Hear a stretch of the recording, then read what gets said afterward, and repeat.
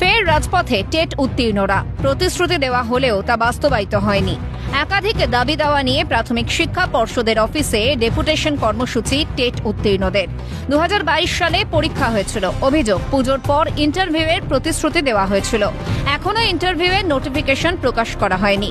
ইন্টারভিউয়ের নোটিফিকেশন প্রকাশ ও শূন্য পদ বৃদ্ধি সহ একাধিক দাবিতে তাদের প্রতিবাদ কর্মসূচি। আন্দোলনকারীদের একটি প্রতিনিধি দল প্রাথমিক শিক্ষা পর্ষদের সভাপতির সঙ্গে সাক্ষাৎ করেন ও ডেপুটেশন দেন। আলোচনা সদর্থক হয়েছে বলে জানিয়েছেন আন্দোলনকারীরা।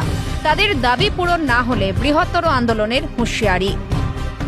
আমাদের দাবি, পর্ষদ এর আগে অজুহাত দিচ্ছিল যে শূন্যপদ দিচ্ছে না, শিক্ষা দপ্তর থেকে শূন্যপদ দিচ্ছে না। সেই 2022 সাল থেকে আমরা ধারাবাহিকভাবে আন্দোলন করে আসছি। তারপরে যখন শূন্যপদ দিল তখন পর্ষদ একটা বিজ্ঞপ্তি দিয়ে থামিয়ে দিল, আর কোনো পদক্ষেপ নিচ্ছে না। আজকে 2 মাস হতে চললো, পর্ষদ শুধু বিজ্ঞপ্তি দিয়ে রেখে দিয়েছে, আমাদের ফর্ম ফিল আপটুকুও করায়নি।